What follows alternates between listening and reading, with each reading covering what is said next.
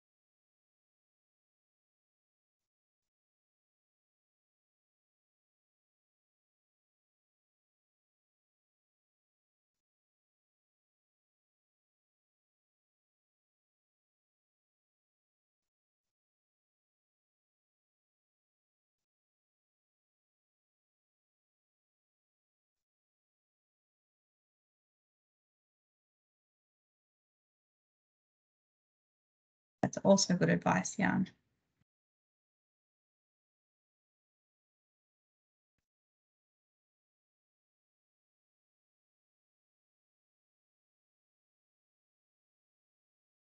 Okay, we'll just wait for Sofie to come back and then I'll start the session. Brianna, if Sofie still doesn't have audio, maybe you could help workshop that a little bit, perhaps. I'll give it a go. Yeah.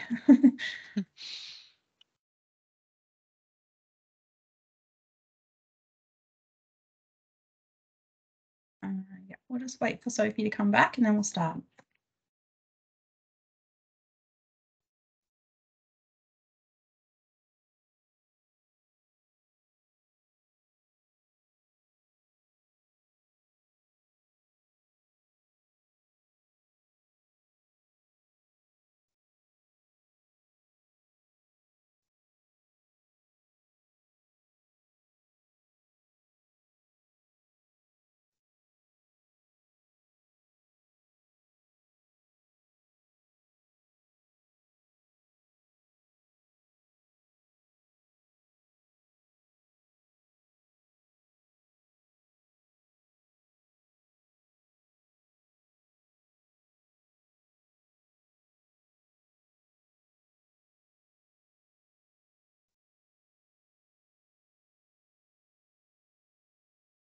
All right, well, hopefully Sofie can rejoin us, but we might get started. So firstly, I'd like to acknowledge that Moreland City Council, soon to be renamed Merri-bek, conducts its operations on the stolen lands of the Wurundjeri Woi-wurrung traditional owners. I acknowledge the ongoing connection traditional owners have to their land, sea and waters and thank them for sharing their culture with us. I pay my respects to their elders past, present and emerging and to all First Nations people who are part of our community today. So welcome and thank you everyone for coming. We ran a similar session to this in person in the last iteration of the community practice meetings where we visited a couple of people's studios. There's Sofie, just let her in. As I sent out the survey, people were 50-50 with whether they were ready to meet in person again or online. So we've done this second iteration online today. So welcome everybody, and I welcome the guest speakers, Kat, Sofie, Emily, Sandra, Wilson and Yeung. Thank you all for putting your hands up to share a bit about what you've been up to and what you maybe want to get up to. And Kat from Jungle City is going to share with us first. Kat, I will share your presentation, or did you want to try sharing it? I'll just make sure you can speak, Kat. Or you'll have to take yourself off mute if you can do that.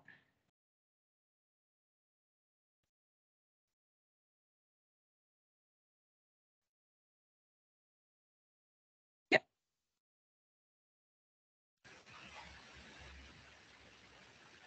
Can you hear me? Yep. Oh, great. So did you want me to share your presentation? Yeah. Yep. Okay. It'll make it easier.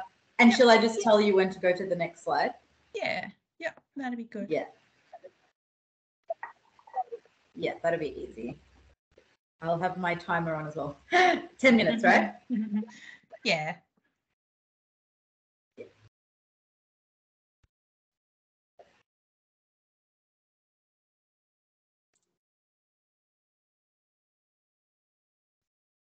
Just wait for that to pop. I think you're going to, yeah, the first slide is just downloaded. Yeah. Cool. How's that for everyone? Awesome. Hi, everybody.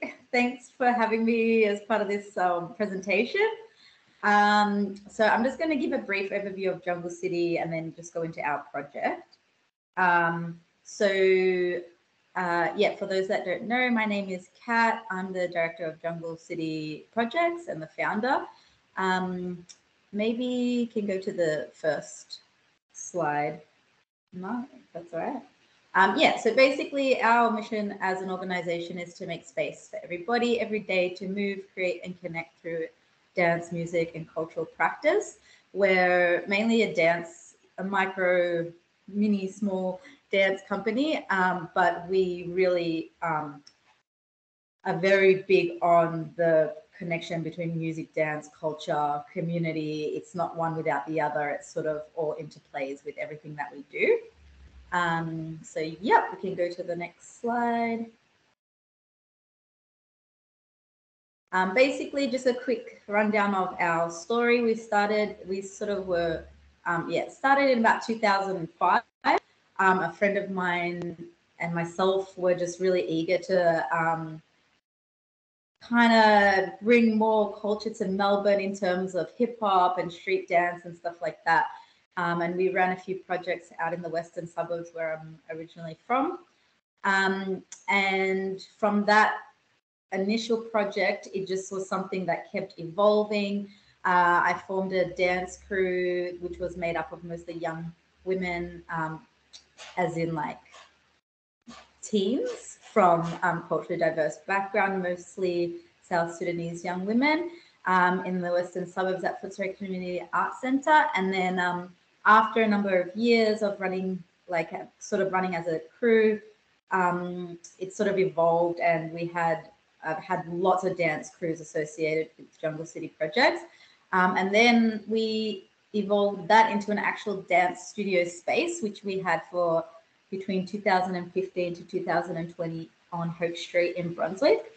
So Jungle City Studios became quite a hub for street dance and lots of dance communities, I guess based in Moreland, but people came from all over to participate in classes and workshops.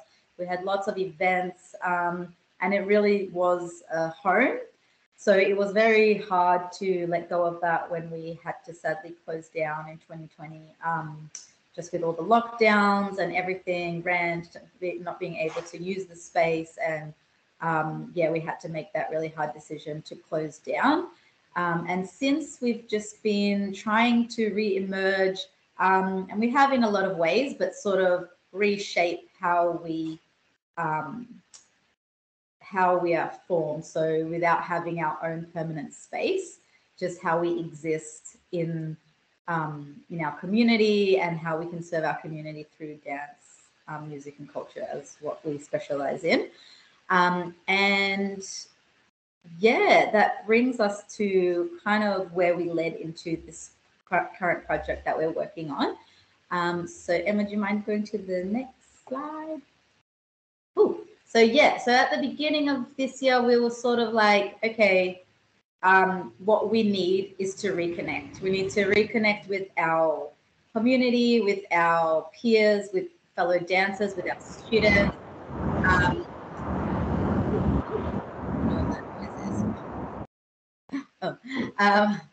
We wanted to reconnect with our the place where we do our activities, where we dance, where we congregate, since we lost our space. So that was something really important, to find our foundation again, and reconnect with our actual dance form, we did so much online, and it was a really isolating time as dancers that were used to being with others, dancing together, bouncing off each other, feeling that energy as a collective in groups. And it was really strange and hard to be dancing alone.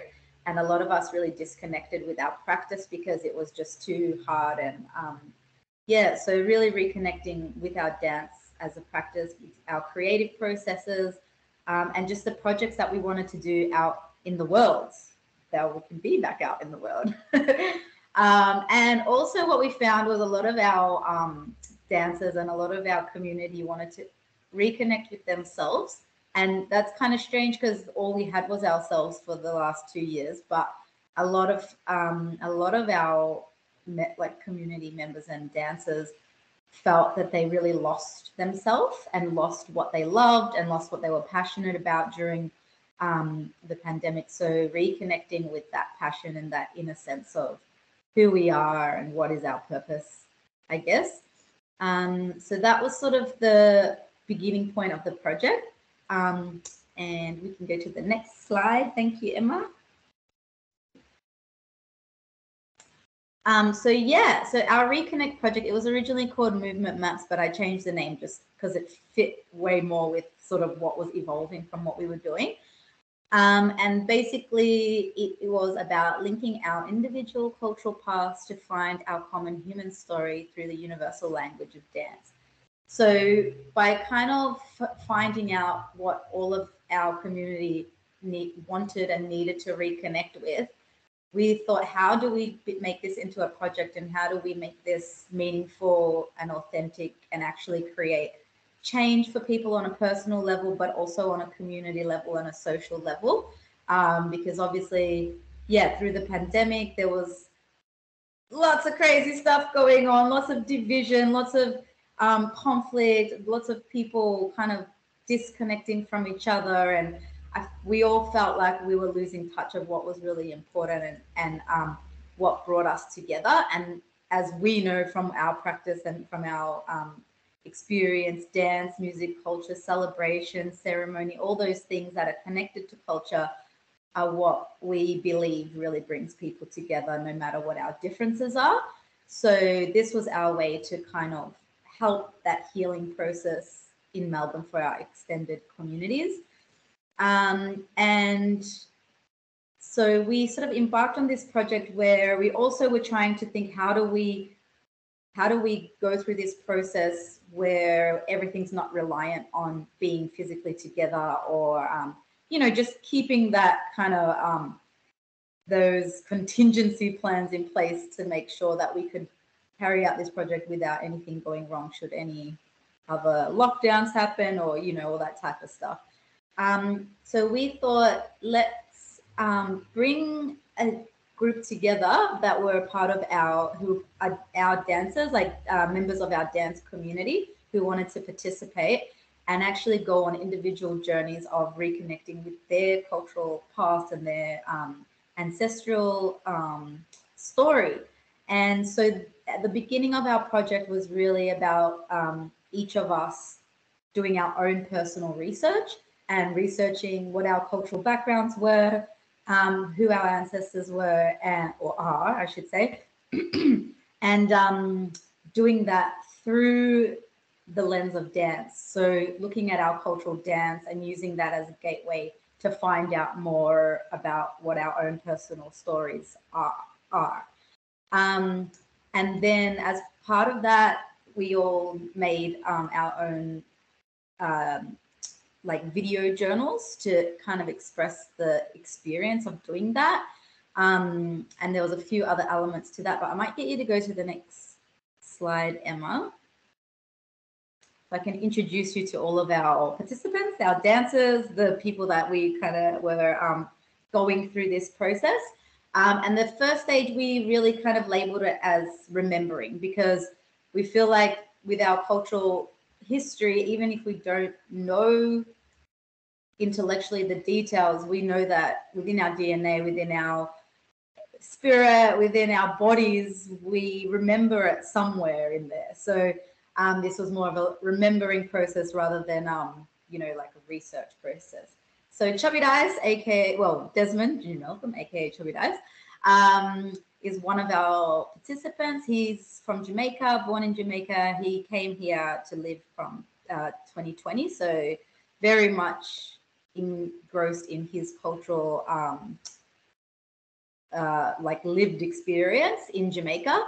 And his ancestral background, it was really powerful for him to go through this process because I'm sure most people know that Jamaica and a lot of the Caribbean people were stolen from Africa and taken as slaves to these places.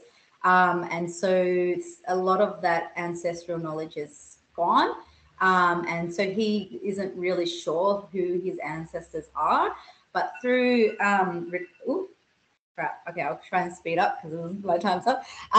Yeah, through his dance, through like researching dance, he actually found the tribe in West Africa, in Nigeria, which he could potentially be from. So that was really powerful for him to actually find that out through dance when that information isn't taught to them in schools or anything like that. We can go to the next slide. I'll quickly go through all our participants. Yasmin was born in Australia. Her background is Turkish and Filipino. And yeah, so she had a really amazing experience reconnecting with those cultures, particularly her Filipino side.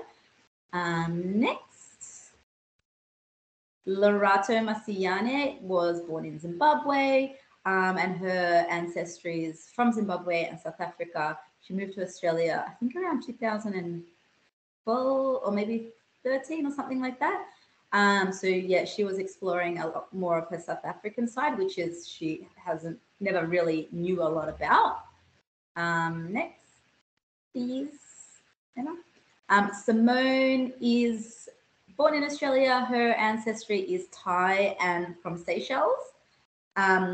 And she really got to find out more about her, the side of her family from Seychelles, which she knows very little about, and it was quite an emotional journey for her. Yep, next. And Tina De Mello, who her ancestors are East Timorese and Brazilian Angolan. She does have quite a connection to her East Timorese side, and has had that experience growing up, but she yeah, focused more on that for this project and dances from that culture. And next, please. And me.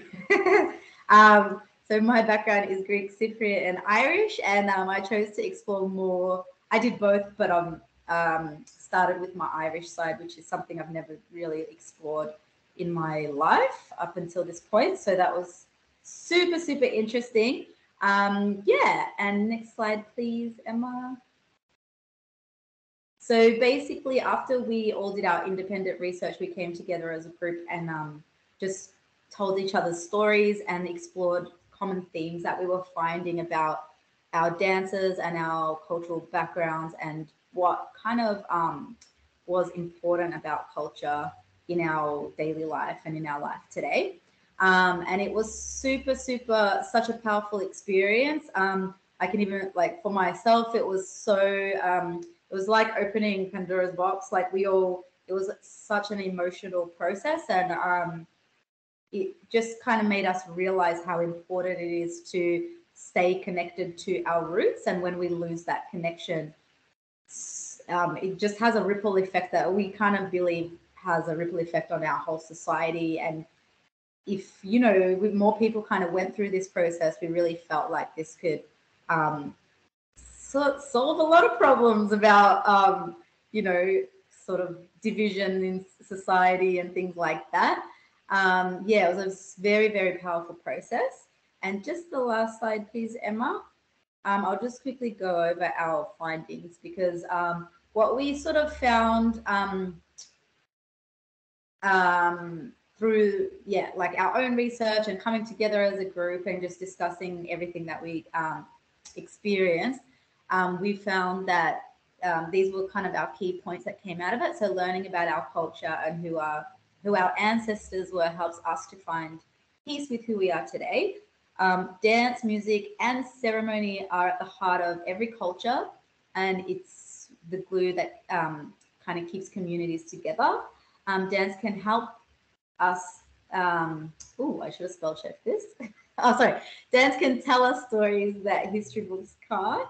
And our body remembers, and this was a really key thing because especially some of us that don't have such a lived like everyday experience of our culture, we realize just doing the dances and hearing music and those kind of creative elements of the culture, we felt this weird sense of nostalgia or just longing or something that was so deep within us that was you couldn't understand. We couldn't even explain it to each other, but it was something that was very powerful that we realized we've really captured something important here, and that dance and music and things that connect to our bodies can teach us a lot more than we think.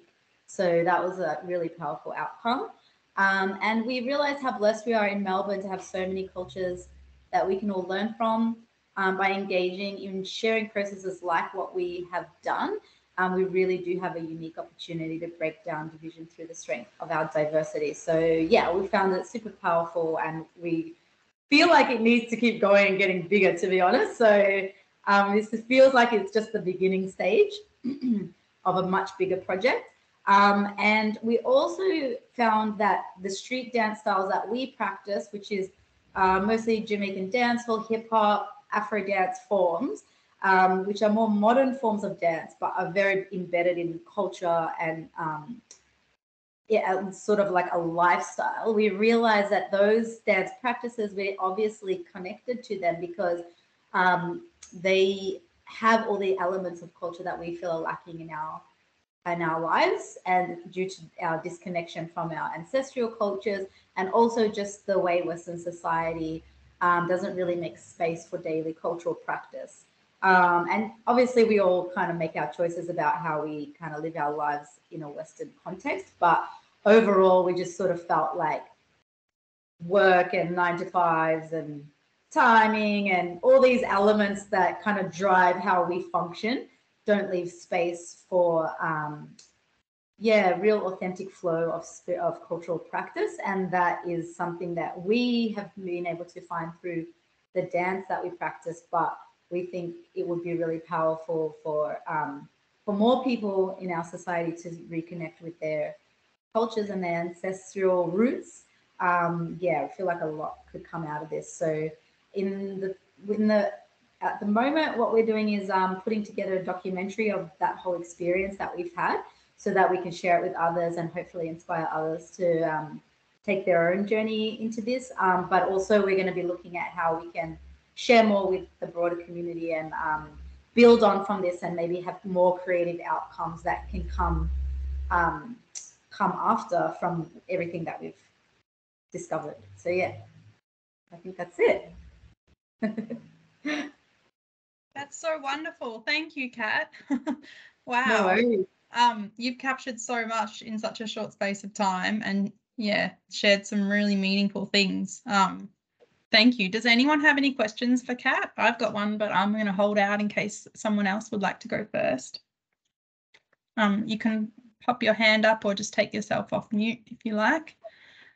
But Kat, I was wondering, it was really an interesting observation about people that needed to reconnect with themselves first, even after so much time by ourselves, that was sort of the first thing that people needed. That's really seems really in tune with everything that was going on. But I was wondering how people find you. So how did someone like Des, who's just been here for a couple of years, how does he connect with your organisation? Well, Desmond is my partner. Oh. So that's how he came here.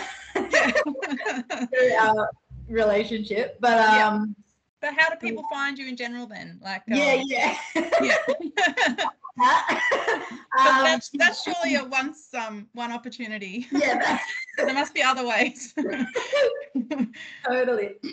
Yeah, so we at the moment we're running classes at Moss Studios in Brunswick East. So that's a new studio. It's actually an amazing space, and probably more people would be interested in knowing about it.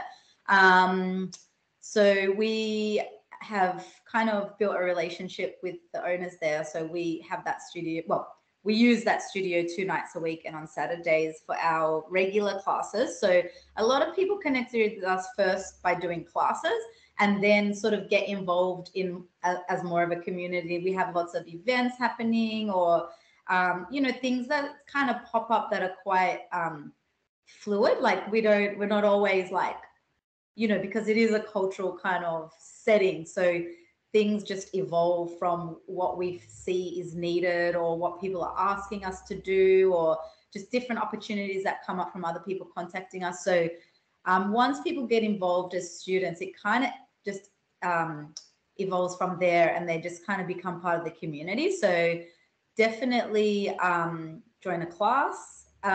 We've got a website, we've got all the social media, people can find us to get in touch if they want to send a message or something. But yeah, that's usually the main route in. Yeah, it's quite impressive diversity, like of different people coming together. Seems like a really beautiful thing you've got going on. Yeah, I mean, we've managed. The one thing that I've really learned about culture, or sort of dance from a cultural perspective, is that you really do attract people that are kind of yearning for that, and people that are yearning for that come in all walks of life. So we, without trying to be diverse, we just naturally are, and we have.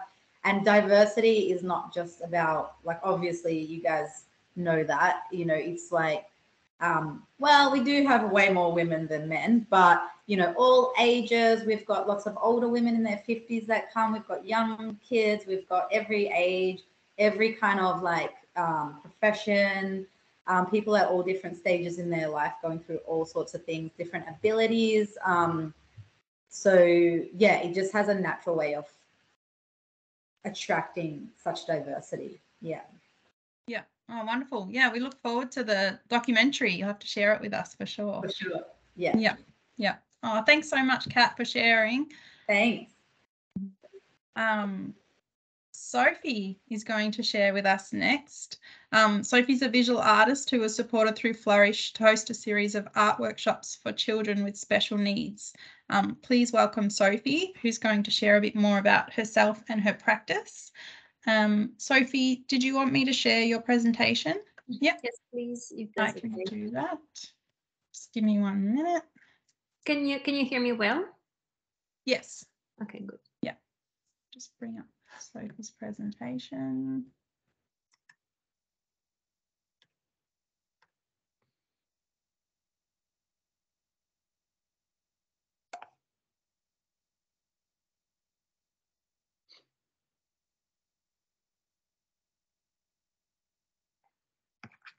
Has that come up for everyone?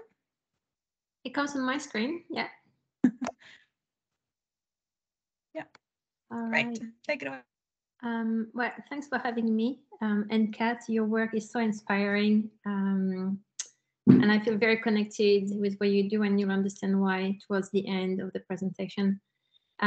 So the visual art work that I do is based in community. If you want to go to the next slide, Emma. There's quite a few. I'm a visual artist, so I've put lots of pictures. I hope at least that will keep you entertained.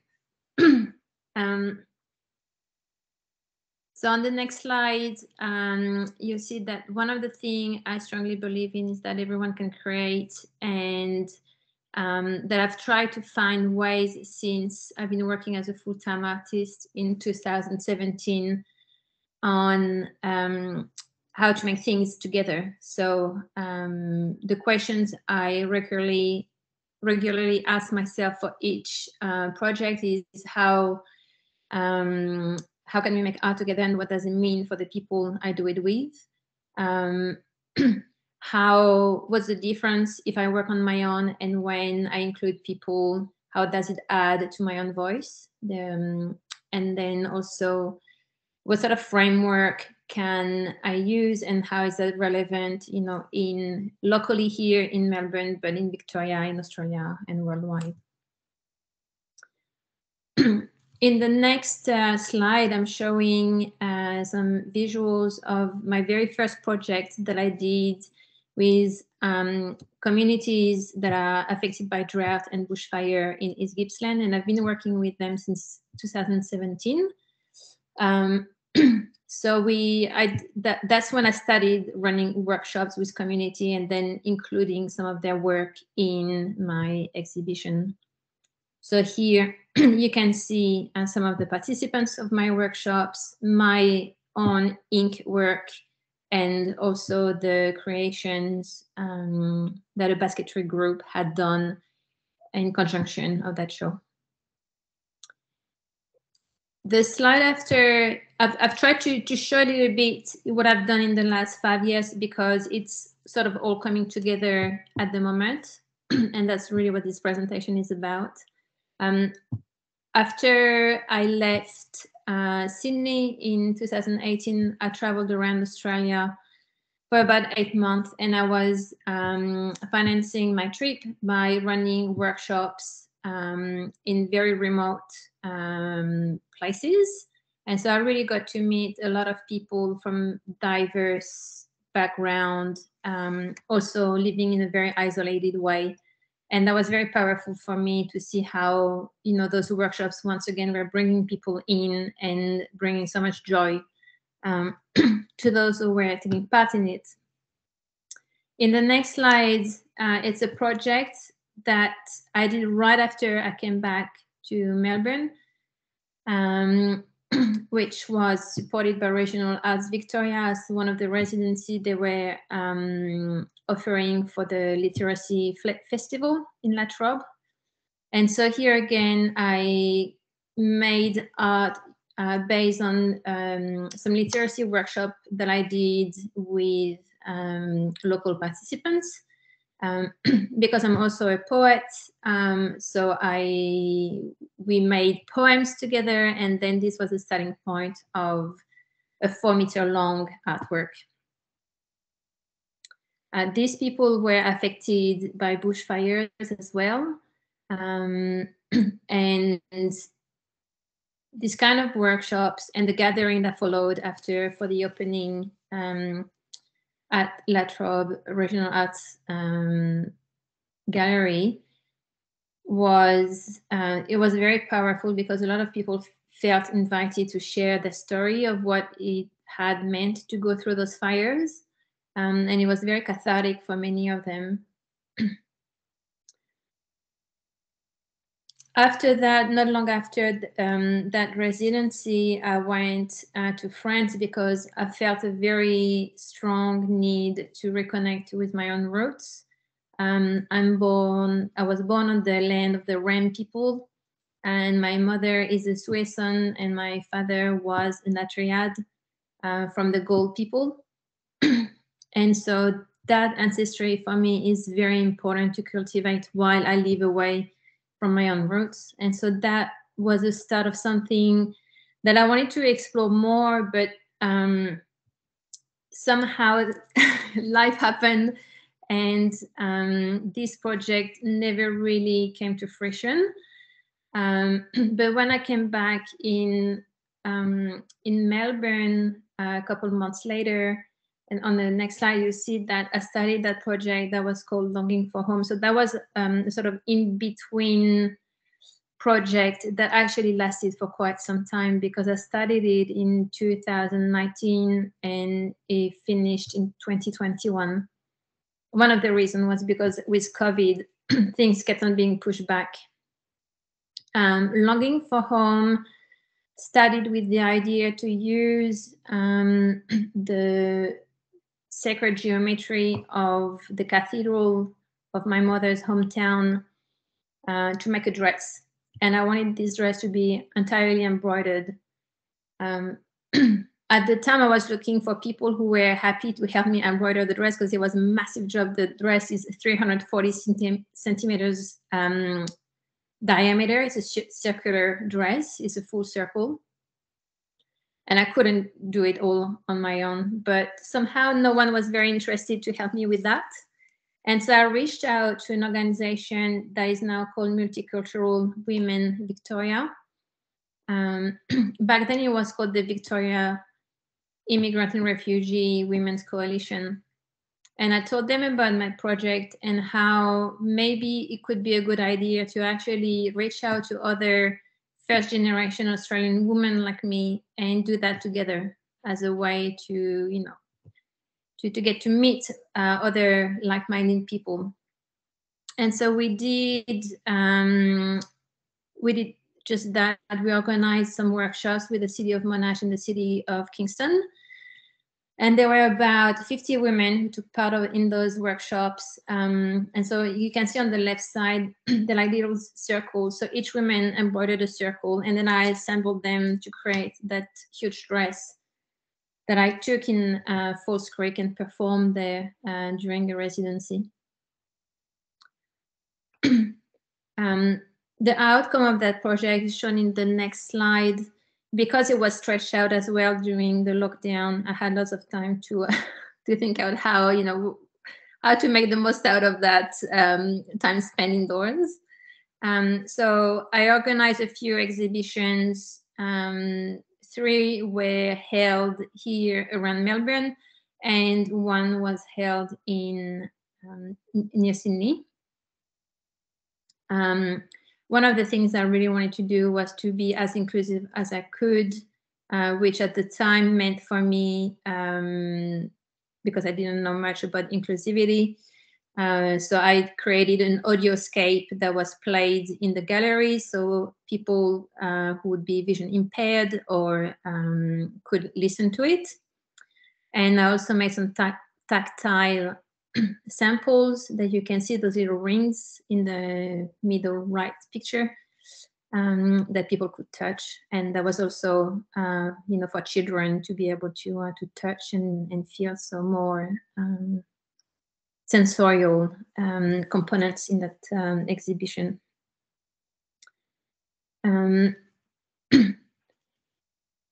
In 2021, and that's what started the whole project that then I did with Moreland, I was part of the creative workers in school, and I did it in Sale. And so it was my very first time for me to work with children with special needs, and it just opened up a complete new world. And you've seen just before how my work is very black, white, a bit of red, and that's it. With those children, it was full on bright colors, and everything was super tactile and sensorial and very immersive.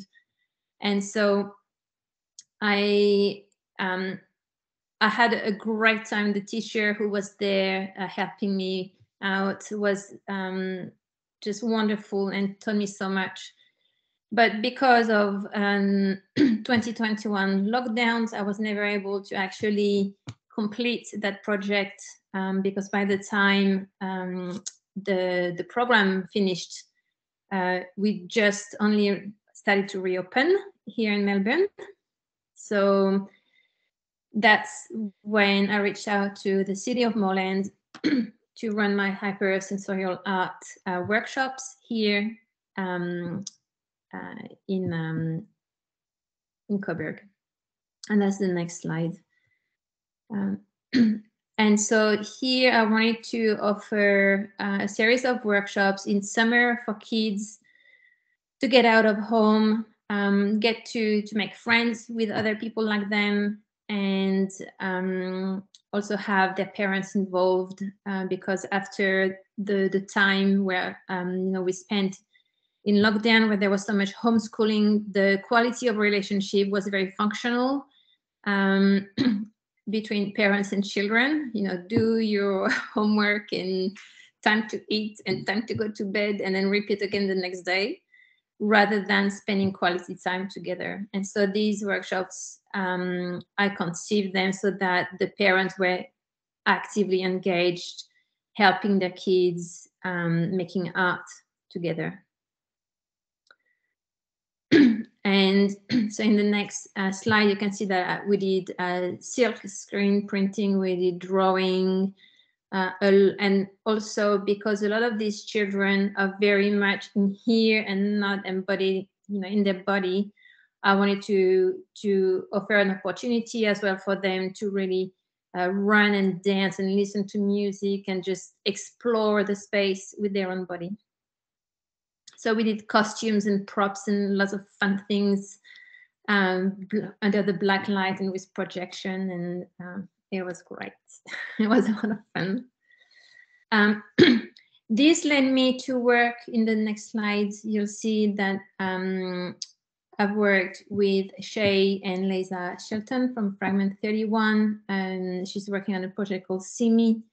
That also led me, on the next slide, you'll see I'm currently working with the Sensorium Studio with Rachel Renee in Northcote. And all of these little projects, I feel like now it has come to a time, you know, to come together. And for me, next year, I'm going to start working on something different again. And so in the next slide, this is a group of women from the Multicultural Women Victoria Association that I work with. We're all artists, we're all multicultural, and we've all known each other for a few years now, and it's time has come to make art together. And so we are taking the opportunity to look in our ancestry line at a plant that is culturally significant, and to make art around that. And we'll share it through zine making and sculpture. And this is also something that I want to offer as workshops like I did before for CALD women and their children. Because really one of the things that I've learned from the Moreland project was that it's so important to give an opportunity for parents and children to make art together.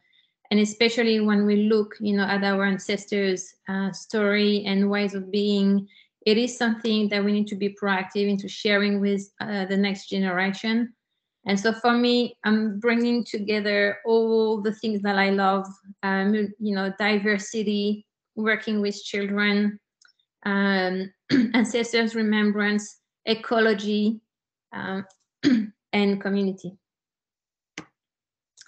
And that's it. Thank you very much.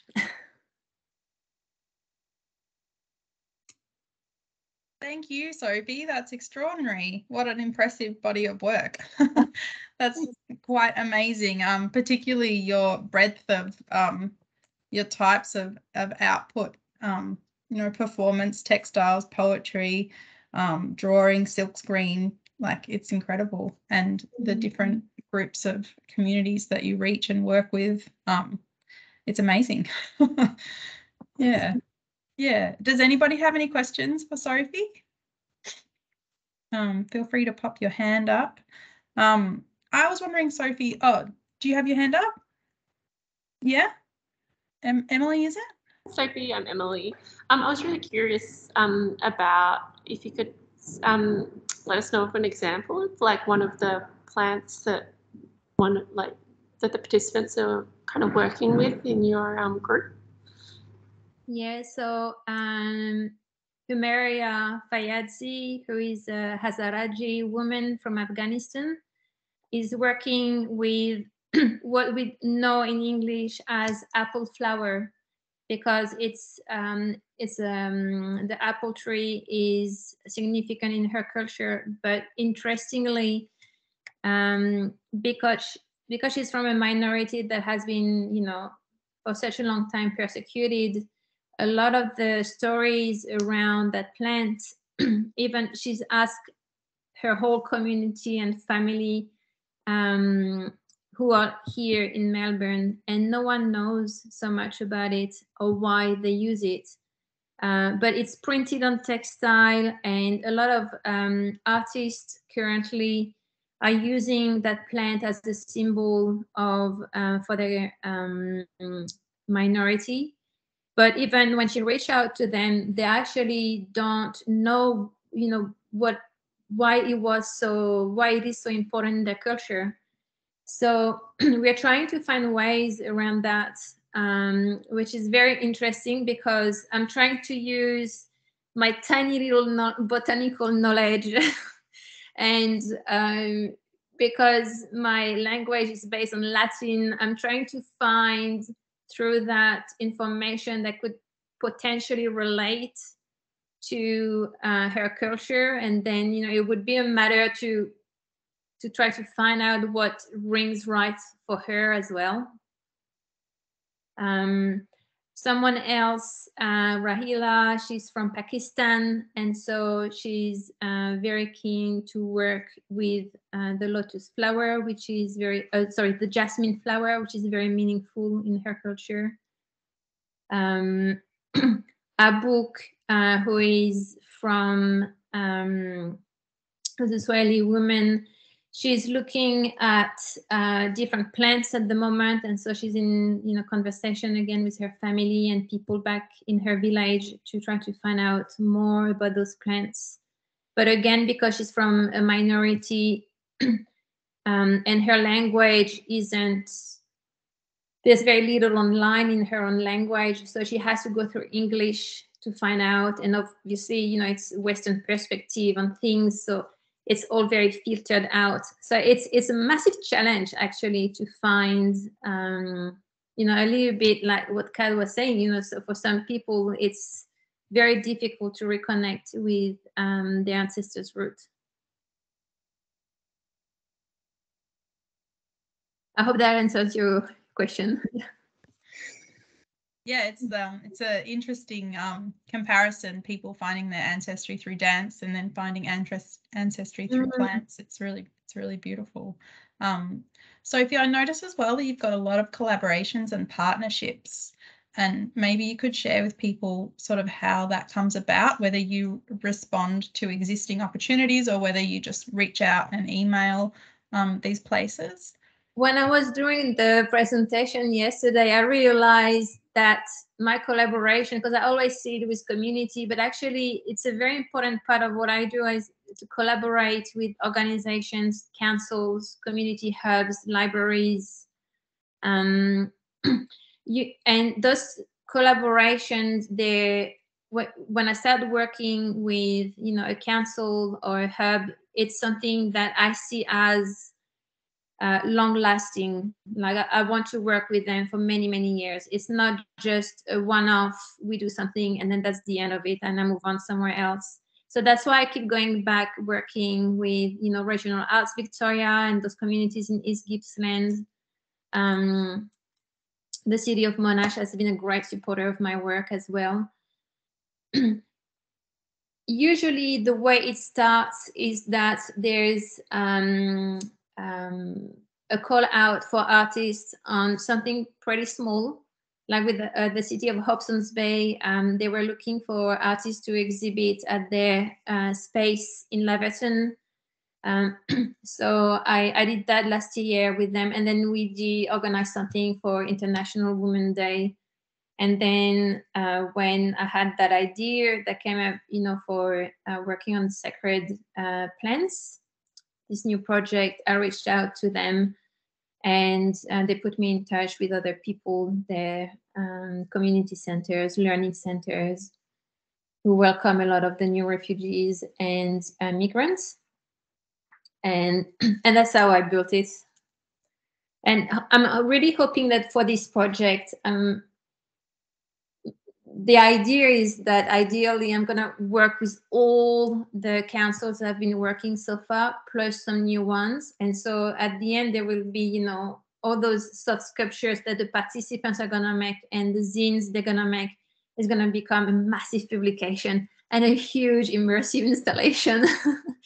And really bringing all those people I've been working with for a few years now, and a bit like what Kat was saying, just showing that we're all different, but we're all the same. Like we have so much in common. That's really beautiful. Thank you, Sofie. Thanks so much for sharing. Thanks so much. Next up, we're going to have Yeung. Is it Yeung? Is that how I say it? Yeung. Yeung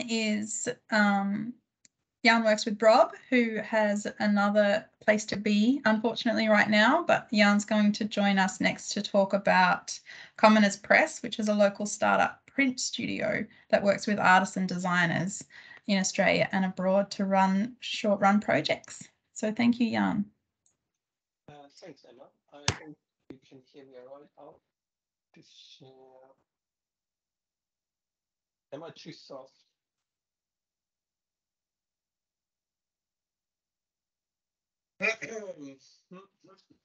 Checking.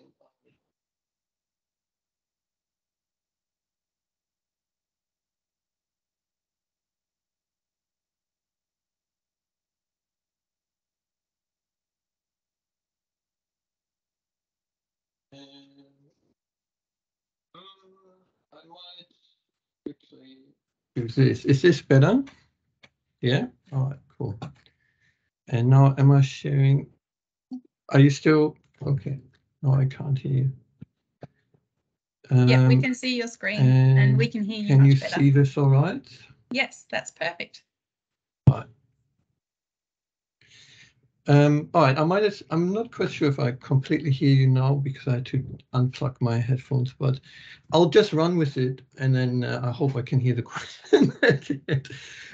Yeah, Commoners Press, we also acknowledge the peoples of the Wodrung Bunurong language groups of the Eastern Kulin Nation on whose unceded lands we conduct the business of our press.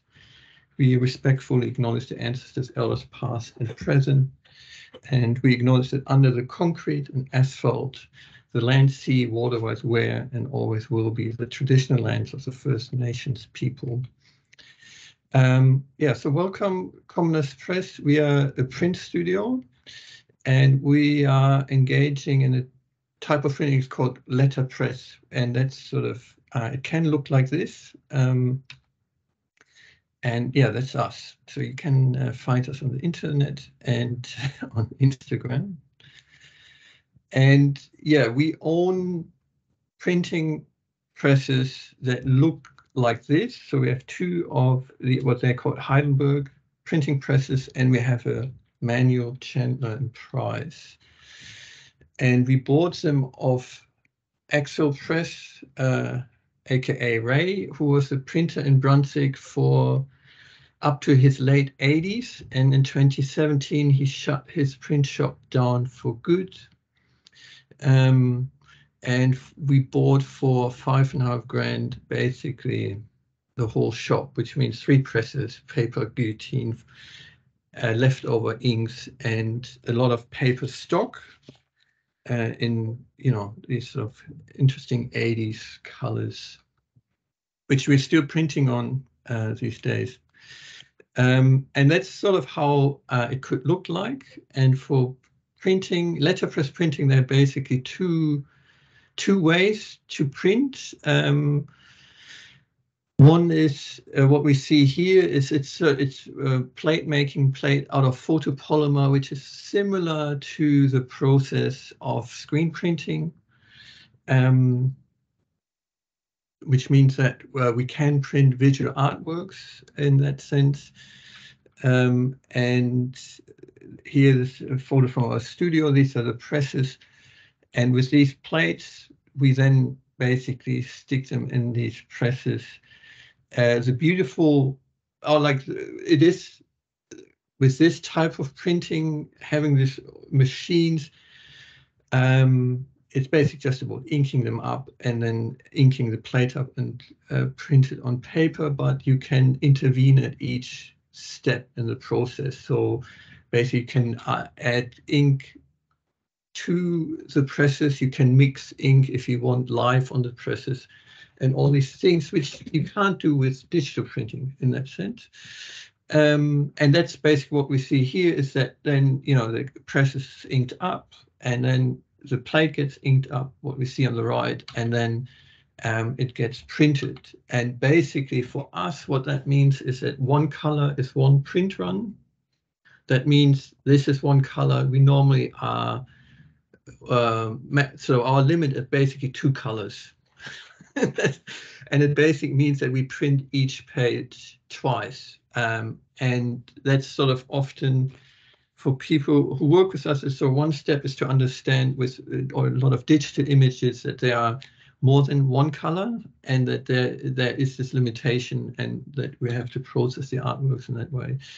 And so it would be, this is one color, and that's part of our 10 Press project, which we got funding from, and I'll show you the finished artwork in a second. We got funding through the Flourish grant from Arts Moreland. And this is the 10 Press project. So, and I'll just quickly show you this project and another one. And so here we see that as part of 10 Press, we offered artists to print their works. And it was about the renaming of Moreland into Merri-bek. And so the call was, looking for visual works about Moreland with a strike through, its creative future, its past, and other hidden stories in 1 or 2 colors. And so we are part of Coburg Studios, which is located in Coburg North. And it was interesting that we printed this EOI poster and then had, I think, 200 of these posters. We distributed them across Moreland, which is something which is also almost like a dying art in the digital age. You have actually printed paper, and then what you're going to do with these posters, and to distribute 300 copies takes a lot of time. And do we actually have the time to bring it out? And so what we did is we dropped it at all the creative spaces that we could find, identified through the Moreland Council page, random shops across Moreland. We tried to get the Sydney Street Business Associations to contribute them for us to the shops, but they didn't do that, which was a bit disappointing. And so that, and we bought, I think, all libraries across Moreland. And I was curious to see if this kind of communication still works. You just have, there's nothing digital, just a poster. Would people engage with that? And we can say not much. So in a way, getting it on Emma's newsletter, we got more contributions of artists participating, sending artwork through than actually just putting out posters, which I guess is a sign of our time. But it was an interesting community exercise, because we started talking to all the other creative spaces, which was somehow was fun. Here we see the finished artwork. I just started, this is the 2-color one. This is Brunswick Pool Impression. And that's another one. Again, there's a little bit of red there. Here we see it's an interesting process that we can print photographs, and it's a technical process of halftone, where you basically create a black and white impression by having the basically dots closer or further apart. It's the way how they used to print photographs in newspapers. And so we experiment with these kind of forms, and print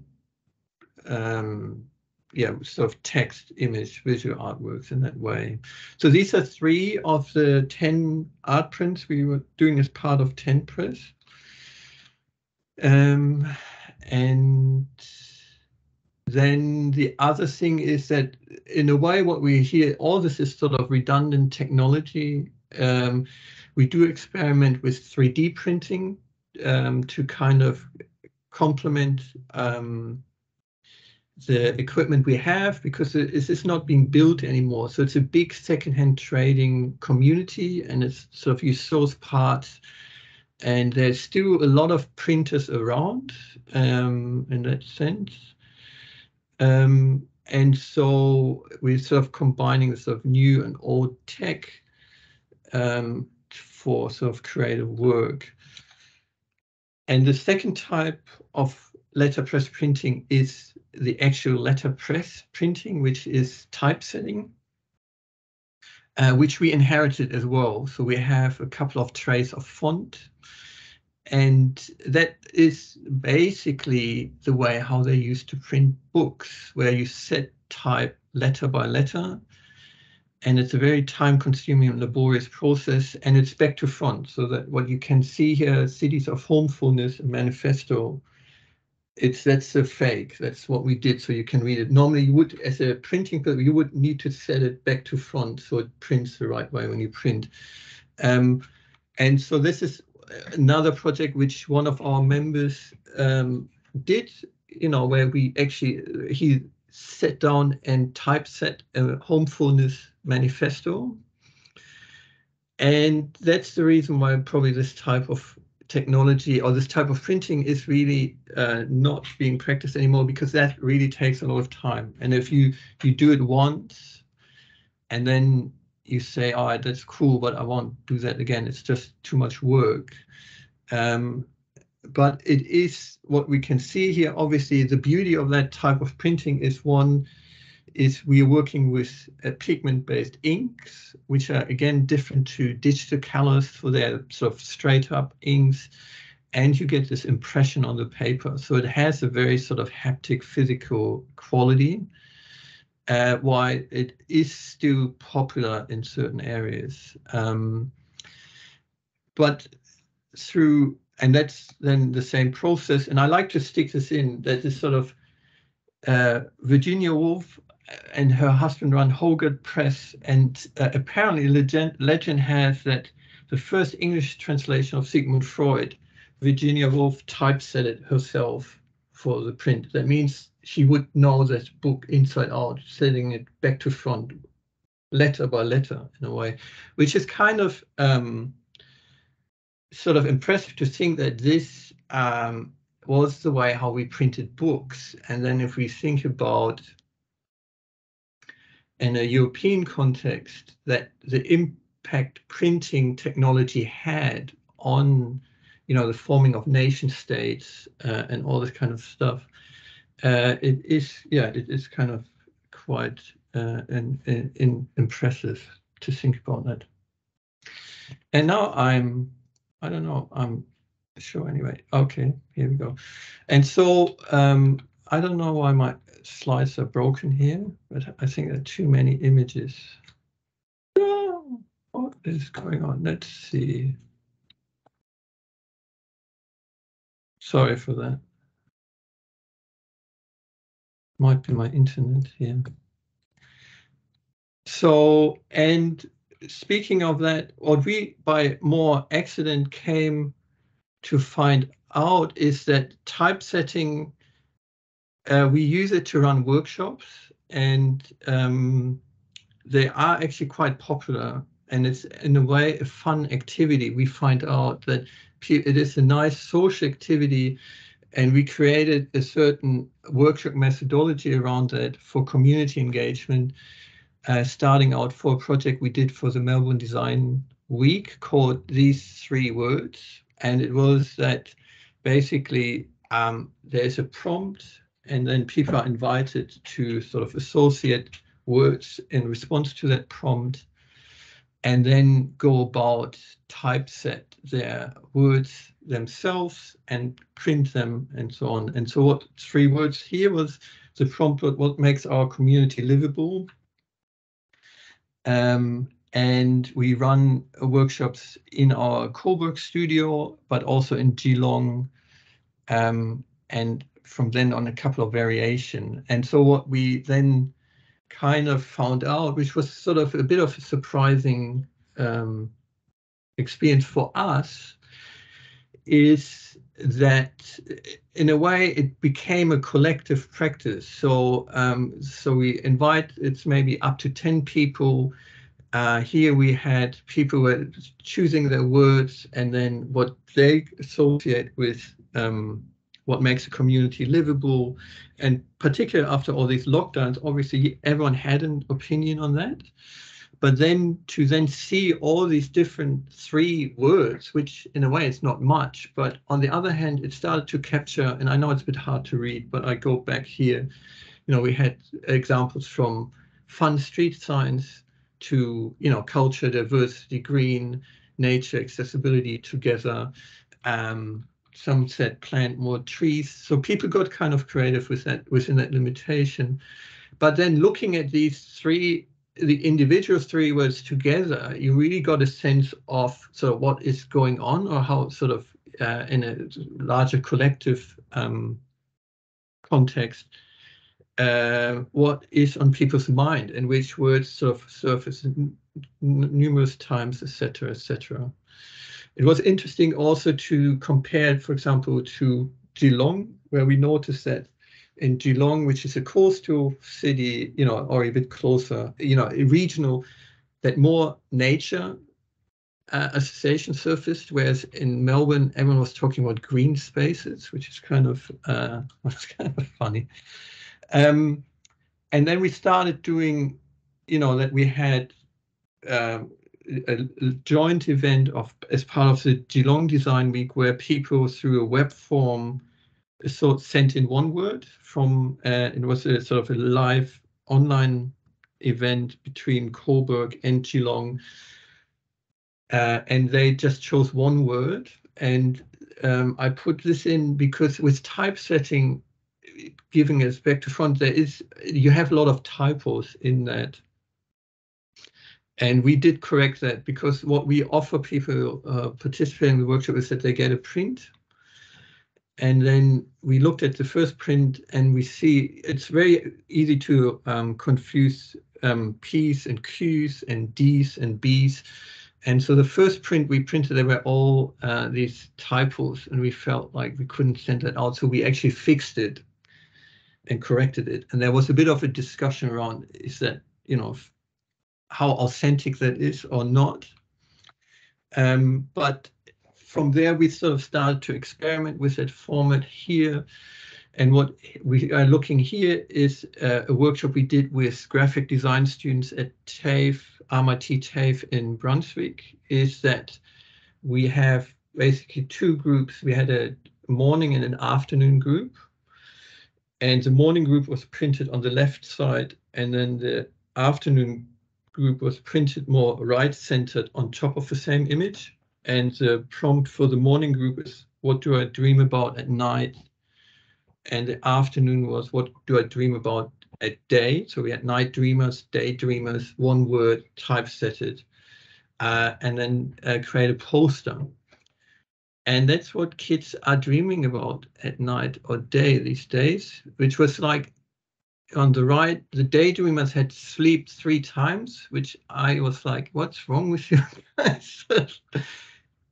But they seem to be, must have been very tired on that day. Anyway, but these are sort of just, it becomes, in a way, where this typesetting becomes an interesting, a fun social activity. So we start hunting for your letters, but in a way, through these, creating these prints and playing around with the format, we found,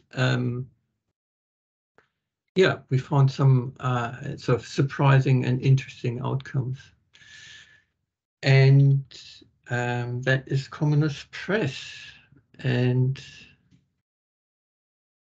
I now, unfortunately, can't hear you, but I think it's just because everyone is muted. Can you hear me, Yeung? Yes, yeah. Yes, Oh, excellent, perfect. Thank you so much. That's so wonderful. It's so alluring, the tacticity is the word, isn't it? Of a craft and art form like that, that's now, you know, almost exclusively through screens and keyboards. Like, it's so alluring, that idea that you could touch and feel letters and produce words in that way. It's magical. Yeah, thank you so much. Does anyone have any questions for Yeung? Sofie? This is great, this afternoon presentations, because I can work with everyone here. I'll have to have a talk to Kat later on, and Jan, I'm thinking, you know, with those zines that we're going to be making with the people I work with, I feel like there's a great conversation to have as well with you.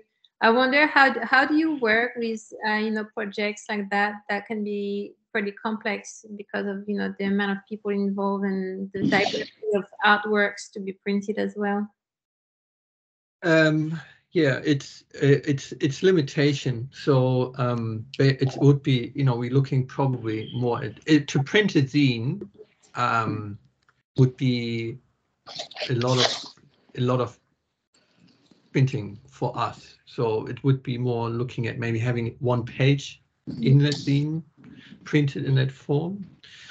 And it's as I said, for us, it is interesting working with different artists, and particularly through the 10th Arts Moreland, the Flourish Grant project. It is interesting working with artists and their certain expectation management around that, which one is also, the precision of registration and these things. It is also about the consistency. If you say sort of the deal, what we said or offered is basic for artists to participate. We print them. It's basically for free, so or there's no cost involved, but they get 3 copies, 3 clean copies for themselves to keep. So that was sort of and then some sell them, some exhibit them, etc., etc. But then it is interesting that to sort of go against digital expectations. So we see inconsistency over even a print run of 3 copies. And these certain things which, that is a bit of a negotiation. And we have cases where if we have one where we go like, I guess we might have to reprint it again, which is a little bit unfortunate. But then again, it's also for us a learning sort of to test out what we can print consistently, and then it comes down to size. Sort of our limit, we are a little bit over A4 page, but that's also it. It's a little bit bigger than A4, but not much, and we are restricted to that. So that's another thing that we can't, so. And we offer a print club. So if you're interested in printing yourself, basically you can just if you hop on our website. I'd love to come and give it a try. See what it's all about. And yes, and there is a Coburg Studios runs a makers market, and there will be, I think, an open day coming up. And we over the last month we did do some demonstrations. Wilson, So which would be an opportunity. Sorry, Wilson's got a question. Yes. Can I jump in? Yes. Hi, Jen. Yeah, thank you so much for the presentation. Just I want to just say hello to you, and then actually I'm also study at RMIT in the print studio, and then focus on printing making practice. So after next week, I will go to UK for the printmaking conference, the Impact 12. So maybe we can talk further, and then I'm really interested to connect with any Australian printmaker, and then working in the Asian Pacific area. Yeah, and thank you for your wonderful project, because I'm really interested about collective practice also. Yeah, it is worth noting that printing with movable type, it was sort of first invented in Korea, and then sort of the German guy sort of started building the presses. But it is interesting that with these machines, that if you look at China, the print culture predates European print culture by at least 6 centuries. But then even these Heidelberg machines got imported to China and had an impact even on Chinese printing and so on. So it is kind of interesting also to a little bit look into the historical sort of the impact of this kind of technology. And it is similar really to internet these days, how it is shaping us in a way. Yeah. So yeah, no, I would love to chat more about it for sure. Yes, for sure. Yeah, maybe I will visit your studio later. Yes, thank you so much. Yeah, as I said, we're on Instagram, not super active. We try, but you can follow. But then hop on the website and there's an email. Yeah. That's all right, yeah, because I know everybody's busy. Yeah, so maybe we can catch up sometimes. Yeah, cheers. Wonderful. Thank you so much, Yeung. That was really great. Thank you. And next up, we have Sandra, Emily, and Wilson. And I'll share your presentation. And this is the last presentation today. So thank you, everyone. Let's see. Slideshow, share.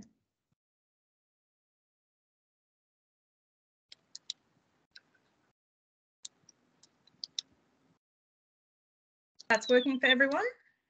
Yep. Yeah. Can everyone hear me? I'll let you take it away. Thank you. Thanks, Emma. Thanks for hosting this. Apologies in advance. We have some dredging machines to the right of us. We've got the train and boom gates to the left of us, but here we are. And on that note, I'd like to acknowledge the Wurundjeri Woiwurrung people of the Kulin Nations on which we meet. We pay our respects to those past, present, elders past, present and emerging, and always was, always will be Aboriginal land. So I'm Sandra Tobias. We're presenting as a collective because we're kind of like a newly incubated collective practice that's formed together recently. So thank you to the previous speakers, Kat, Sofie and Yeung. Like Sofie, I think we're all, your presentations were fantastic, and I think we have got so much dialogue to share. So it's ongoing presentation. So next slide, please, Emma. Okay, so prior to that, sorry, I'm introducing myself and Emily Simek and Wilson as we are presenting together. So in the beginning, I'll talk about my arts practice and then hand over to Emily and then hand over to Wilson. So I'm a Naarm-based artist and art educator. My practice focuses on narratives of people, time, place and situations, often reading as a diary of events. Oh, that sounds like a mouthful, doesn't it? Incorporating community context. My practice includes painting, printmaking, sculpting, and over time I have project managed and been a part of participatory arts projects involving getting the public to come on board and participate with me. Current practice, I'm seeking to replicate religious iconography within a contemporary urban context and document local architectural history, that is public housing. Some of the projects I've managed before have been in Regional Arts Victoria, Artists in the Rotunda, and posted It's What Was Written, which was at La Trobe University Gallery and Castlemaine, and also in Federation Square in 2009. As well as, I was co-directing an art walking tour business behind 5 doors, but that went AWOL when the global pandemic happened. I currently have my practice in the Peagreen Studios in Brunswick, and that's where Emily and myself are sitting here now. In October, I am installing in the old Brunswick Baptist Church on Sydney Road, built in 1889. I'm installing a series of new works called Virtues, and there's a link there that's to the Melbourne, as part of the Melbourne Fringe Festival in October. And on the right there is a sculpture that St Vincent's Hospital was recently installed at St Vincent's Hospital in Kew, and it was called Dance into the Sun. So kind of like I was very much involved in rain dance public arts projects for Moreland a fair few years back. Next slide, thank you, Emma. Okay, here's a couple of examples of the posted It's What Was Written. On the left, the first slide is at the La Trobe University Gallery, photos of participants, and then the old rusty letterboxes that frequent the regional areas. And then at Fed Square in the atrium, I invited participants to write a postcard home or somewhere to someone that they loved, and it was posted Compliments of Australia Post. And in Fed Square, the sculptures were installed, and on the big screen were interviews with the participants. I put a call out to people in Central Victoria to respond to letterboxes, and at that time, the the fact that the only things they got in the post then were bills and the sense of connection. And some of the participants talked about being in regional places that things like milk, bread, or they'd leave a flag up for the postie to deliver letters for them. Next slide, thank you, Emma. These are some of the participants who met me. Sometimes they put the kettle on and I go around and interview them, record their stories, and then that became a looped film for them. And so on the left is that Bendigo, it's around Castlemaine. That's the middle slide. You can see that if you left the flag out or the postie knew that you had some letter that you wanted posted. And that was a woman in Campbell's Creek who talked about her stories. Next slide, thank you, Emma. And with the last couple of years, I've just set up I like having people interact with me, and this one was the hug project where people hugged themselves and then they sent me the photographs, and it was that to mark an X, stand on it, give themselves a hug, and then a hug for self, hug for planet, and then they forward that. So that's still ongoing because we do need more hugs. So if anyone wants to send me a hug, you can do so to my Instagram page there. Next slide, please, Emma. So this kind of leads to my Masonette, which is a current project I'm working on. And as part of the Making Space residency at SiteWorks in February that I had this year, that's where I got to meet Emily and Wilson, and where we've sort of our projects have kind of continued.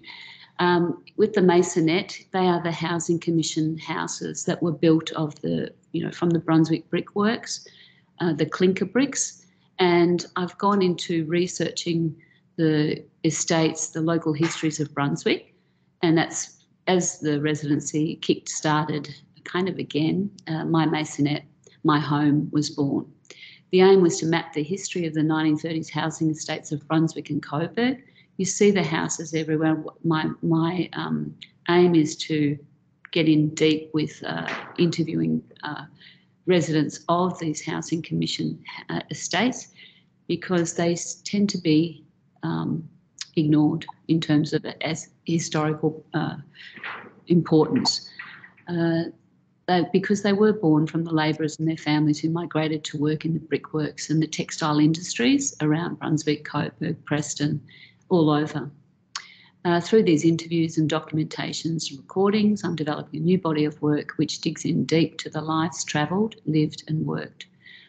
Through paintings, models and an interactive map, I'm seeking to replicate and document a fast disappearing architectural history and make visible the unsung peoples of our local hood.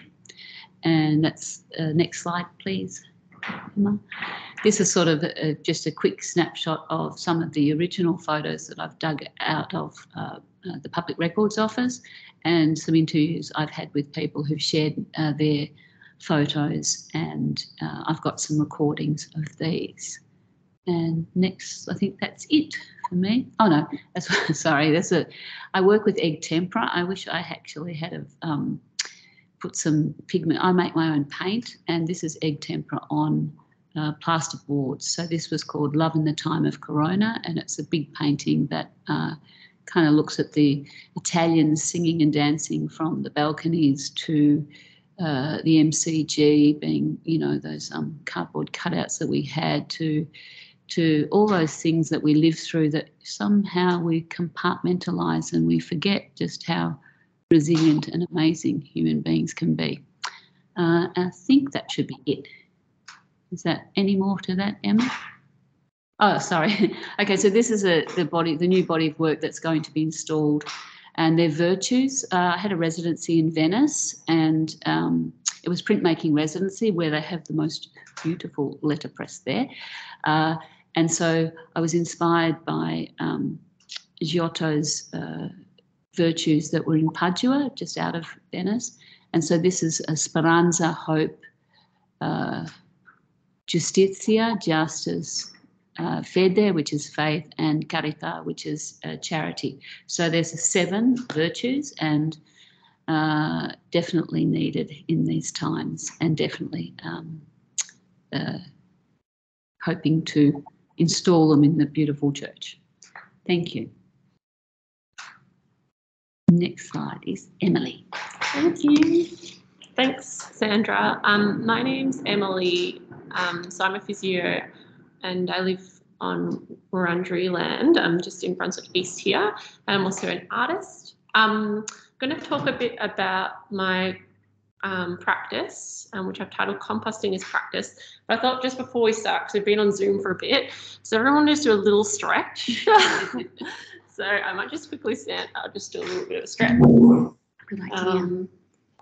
Yeah, that feels really nice. Excellent. Hey. Yeah, so I met Sandra and Wilson through the Making Space program. And in my art practice, I've been looking at how composting can be used as a broader way to approach artistic practice and kind of bringing the ideas of art and gardening in conversation together. Next slide, please. So within what broadly forms my composting practice, it's centered around a worm compost system that I built in the SiteWorks community garden 2 years ago, and have been caretaking and composting my food waste there ever since. And other aspects of my practice are community gardening, and I volunteer at Ceres Community Garden, as well as in the SiteWorks Community Garden. I'm a digital artist by background, and so creating microscopic films, 3D scanning, videography and digital processing of the compost itself. And I kind of use these processes to create textile sculptures, video installations and immersive artworks. And this image is, part of an exhibition called Worm Care at SiteWorks earlier this year, where we collectively harvested the worm castings from the worm farm. And there was also an exhibition within the SiteWorks kitchen. Next slide. So I guess what's I'm finding really interesting is thinking about closed loop cycles that exist in composting, and how, for example, in this picture, looking at the soil nitrogen cycle and how materials decompose and recompose to form new materials. And this idea of the remix, and I guess that comes from music, but thinking about the remix in terms of art and how art materials can be cycled into new projects, and how projects don't have to have a beginning and end point, but can be endlessly evolving. And so I'm more interested in kind of the life cycles and building long relationships rather than individual small, I guess, bookended projects. So in the next slide, so this is an immersive installation that I created last year called Composting. And you can see that these soft sculptures on the floor that you laid down on, and then had 4 TVs suspended from the ceiling, which you would view these microscopic films of worms and compost. And the sculptures are filled with a sugarcane mulch, so they smell quite sweet and of the garden, and they're very soft. And the material is 3D scans of food waste that then have created a digital print and printed on cotton and then encased the mulch. In the next slide, this was the second part of that same installation called Worm Worlds. So again, it has these soft sculptures, which these ones are 3D scans of pumpkin skins and lettuce, and you can sit on them, and the video is taken with an endoscopic camera that I kind of wormed through the compost and then digitally decomposed. So thinking about processes in digital editing that kind of change the material of the film itself, just like how compost, when it decomposes, changes in material form. And so when you kind of sit there and watch, you're moving through the digital compost through the installation. And then in the next slide, so this is my work this year, and I've been exploring the idea of the remix. And so taking the physical materials that I use to create those large installations, and then rather than saying that's a finished work, continuing to let the materials guide new works. And so this is a video projection onto mulch, so all those sculptures in the previous work have been taken apart. And this is some of the mulch on the floor with video that was used in that initial installation, but has been further evolved and digitally rendered and composted. And then in the next slide, you can see this is that series community garden earlier in the year. And on the left, you see this whole stack of these long sculptures. So that's the insides of those really long ones that maybe you saw in a few slides back, which the participant was like lying on. And so we took them all down to the garden, and during the working bee, they were all opened and all that mulch was spread onto the community garden. And so where I'm at the moment is I'd like to continue to work more collaboratively, and I've been doing a new project working with artists and gardeners from the series community garden, and also being part of kind of this collective and thinking about connecting with other artists, particularly working in Merri-bek and who are interested in arts and ecology. And I might leave it there, but yeah, lovely to meet everyone. Yes. Thank you so much, Emily and Sandra. Thank you very much. Yes, and my name is Wilson. I would like to thank for everybody to stay until now and then to listen my final presentations. I'm the lucky last. And because I'm sorry, I'm in the first square committee arts and doing an installation setup at the moment. If people cannot hear me really clearly, just let me know, and then or maybe I can repeat my speech because I have some signal problems before. Yeah. So my name is Wilson Yeung, and originally I come from Hong Kong, and then I moved to Australia around 10 years ago. And then actually it's a stay in between Hong Kong, Australia, and some Asian countries in the past 10 years. So now I'm working on my research project at MIT universities and focus on collective curatorial practice. So my artwork actually is more focused on, at the beginning, because I did my Bachelor of Fine Arts at MIT in pin imaging practice. So that's why I'm really interested about photography, alternative photography progress, and also pin imaging materials. And after that, I moved my practice a little bit, go to the installation making. So that's why I decided to leave Melbourne and go to Sydney, and then to do my art curatorship at Sydney universities and under the historical department. And after that, I moved back to Melbourne, and then I'm in here and I'm working with the local communities and also all my peers and also some international students and doing a lot of collective practice. So the next slide, yes, the next one. Yes, the other way, yes. Yes, that's good. Thank you.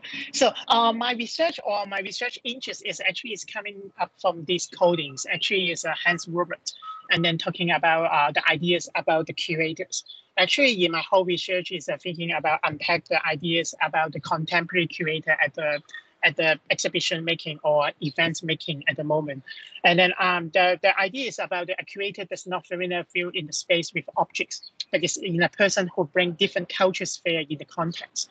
So that's why I call myself as a kind of a cultural collaborator, so rather than a curators in the contemporary exhibition making or event making.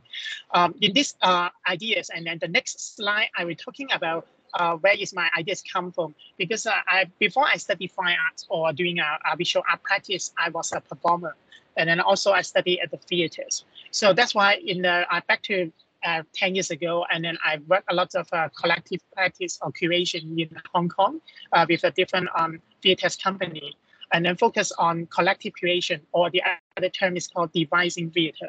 So the idea is about devising theater is actually is a kind of a no director or no main a script writer or play writers, and then we work as a collaborators together, and we of course with the different designer, actors, and different peoples, and then try to curate the scene work or the drama shows together.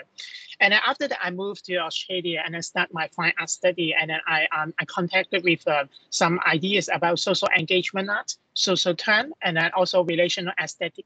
So that's why in my whole practice or research ideas, I'm thinking about the in between performance and visual arts ideas or theories, how they find the gaps in between the two collective creations projects. So the next slide is one of the example. What I did at the RMIT First Sight Gallery, I think a few years ago, 2017. And then this is first of my first project is working with 3 Spanish artists. And then at RMIT First Sight Gallery. And then we're thinking about the idea about exhibition as a laboratory. So that's why we are thinking about how to use the White Cube Gallery to transform to be a collective practice or collective practice. And then working with the audience and interactive with maybe the students or the artists in residence in the space, and doing a 3 weeks in the exhibition period. Actually, we're trying to organize the exhibition's presentation every day. So you cannot see it here, but I can explain a little bit. It's such as the video or the table or the fun objects. We will organize every day in the different positions. And also we will activate the different space, for example, the corridors or the ceiling or the floors, to make the other options about the presentation methods or the ideas. So that's why we are trying to finding out the collective ideas in the exhibition making period, and also is finding the improvisation, how to use the improvisation in the exhibitions project. So the next slide is talking about after this project in 2018. And then I and some of the international students, we co-founded one organization at MIT called Creator Collective.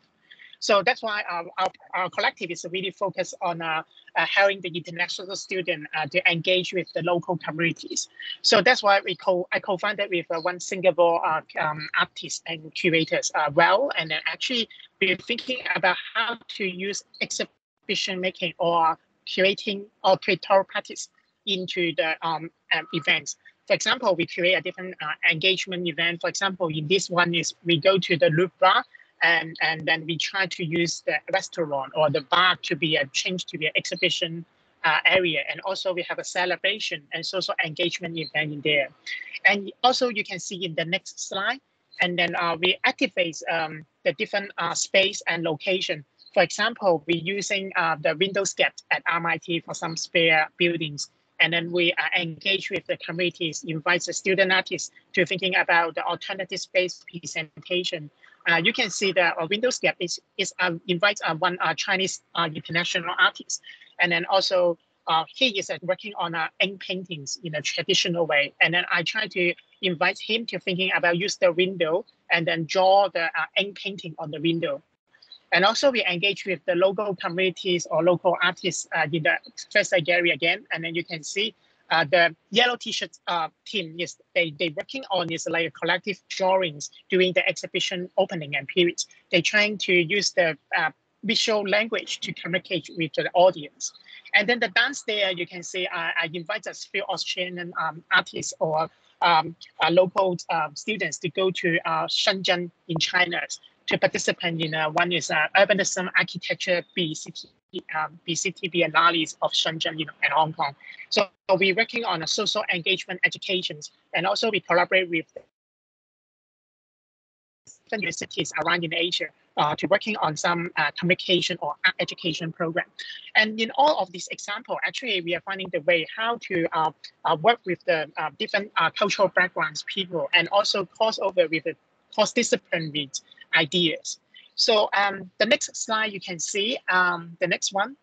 We also have two more examples. One is about the Moreland project, because that is the one is called Artland. I think it's a few years ago. We used the Brunswick campus at RMIT, and then I invite around 10 artist students to working in the Brunswick RMIT campus and doing a social engagement event and also the public arts at the Moreland area. And then the downstairs is one project is I invite some Hong Kong artists and Australian artists to go to the Zhangjiang Biennale before the COVID situation in 2019. And then we're also using the collective approach to working in the gallery to use the collective ideas, coexisting ideas, co-curations, and then living together to try to create some project together. And then the next slide, and then I would like to talk a little bit about doing my residency in site work. And then my team and I trying to working on one ideas, thinking about using this student-led creative collective to move to the social enterprise in the future.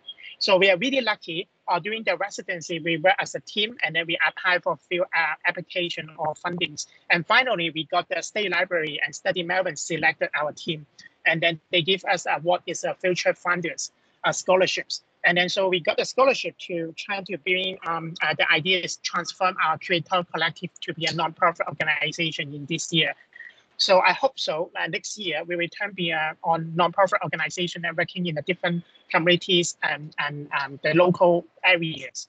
The next slide, and also last week, Sandra's, yes, solo exhibitions, yeah. And then actually, I have a news want to share with you guys. And then at the end of this year, I moved to the Sandra's studios, and then in the Twin Green Road Artist Studio, and we share the artist space. And then actually we are trying to thinking about activate the fund gallery. So in this slide, you can see this is the what Sandra did last week, and also happy birthday for Sandra. Yes, and then the exhibition is really successful. And then we are thinking as three of us, Emily, Sandra, and I, we are thinking about after the site work residency, we really want to continue the social connections and then practice in the Moreland or Merri-bek, yes, location. So that's why we are thinking about maybe we would like to launch one maybe collective project in next years. And if anybody interested in, or maybe some people maybe would like to share with our ideas or want to talk to us, please feel free to contact us. And then we can think about any opportunity in the futures. Yeah, and then finally, I will do one promotion before I go, because the next slide, and then actually now I'm located in the Food Square Community Arts.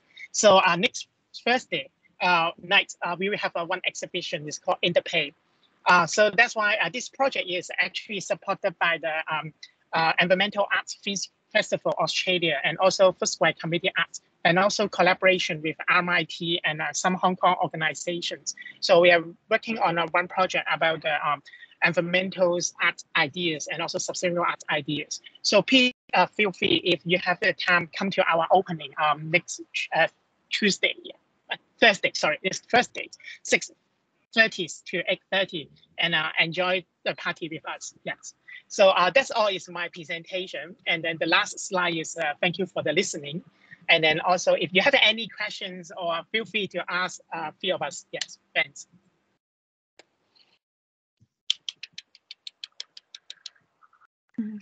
Wonderful. Thank you so much, Wilson, Emily, and Sandra. Wonderful. And how, like, what a lovely coming together. Was it through the Making Spaces program that you all met at SiteWorks? Yeah, that's really great. Really great to hear of these connections coming out of programs that Moreland have helped deliver. So yeah, that's nice to hear. Yeah. So thank you, everyone. Does anyone have any questions for Sandra, Wilson, or Emily? Sandra, that work love in a time of Corona is extraordinary. I really enjoyed seeing that on a screen. I'd love to see it in real life. How long did something like that take to do, and how big is it in real life? It took lockdown. Which one? All of them? All combined. Yeah. And the strange thing being that I could go to Dan Murphy's during lockdown, but I couldn't come to my studio, and it still gets me how our arts community has just been decimated by that. And it's so wonderful to be on this today, to see so many amazing people doing so many amazing things.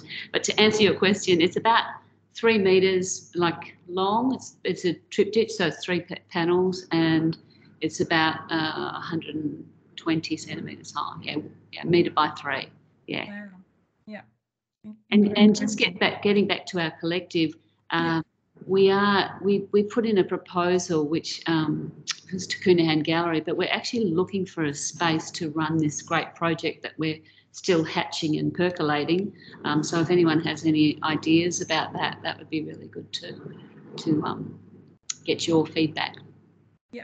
Yeah, we can pop with that. Yeah. Thank you, everyone. And apologies that there weren't any breaks in this epic 2 hours of coming together. That is something that I would, do differently. But any feedback that you have, I'm always open to hearing from everyone. And yeah, it was just so wonderful to hear everyone's presentations today. And I really, really appreciate your time. And I'd be really interested in sharing this recording with a bigger audience if everybody's happy for that to happen. Great. So thank you so much, and we'll be catching up for the community of practice one more time this year. And I'm thinking early December, first week of December, we might have just a party, like a big networking party event that everybody can come to and just chat to each other at. So yeah, that's the idea for December. So stay tuned. Thank you.